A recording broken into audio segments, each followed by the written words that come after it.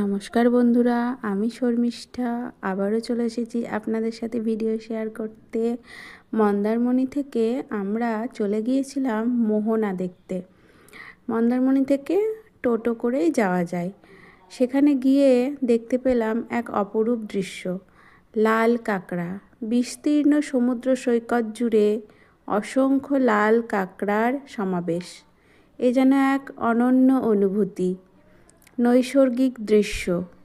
কিন্তু যখন ক্যামেরাবন্দি করার জন্য তাদের কাছে যেতেই তারা গর্তের ভিতরে ঢুকে পড়ল। তো অল্প কিছুই আপনাদের জন্য ক্যামেরাবন্দি করতে পেরেছি। সামনাসামনি অসাধারণ এক দৃশ্য।